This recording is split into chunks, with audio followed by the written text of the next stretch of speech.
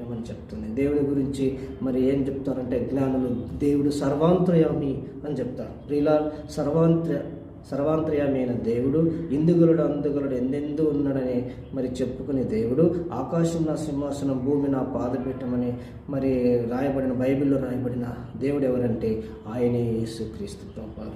ఆ యేసుక్రీస్తు ప్రభువారు మన కొరకై ఆయన కన్యక గర్భవతి కుమార్నికని ఆయనకు ఇమ్మానుయేలు పేరు పెడతారు అని చెప్పాం. ఆమె ఒక కుమార్నికను వారి పాపం నుండి ఆయనే రక్షించిన గనక ఆయనకి యేసు అని పేరు పెట్టుదురని పరిశుద్ధ గ్రంథం బైబిల్ సెలవిస్తుంది. ప్రియులారా, ఆయన మనల్ని రక్షించడానికి వచ్చాడు కనుక ఆ దేవుడి గురించి మనము ఖచ్చితంగా తెలుసుకోవాలి. ఆ దేవుడు మరి ఒక తెగను ఏర్పరచుకుని, ఎవరంటే వాళ్ళు ఇశ్రాయేల్ ప్రజలు.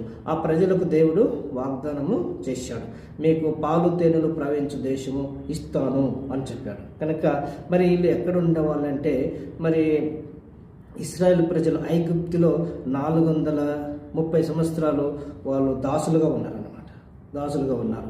అయితే మరి ఆ దాసత్వం నుంచి మరి దేవుడు ఇడిపించాలని మరి పరలోకం నుంచి దిగి వచ్చాడు. వాళ్ళు 430 సంవత్సరాలు ప్రార్థనలు చేశారు. మరి ఎందుకంటే మరి దేవుడు వస్తాడు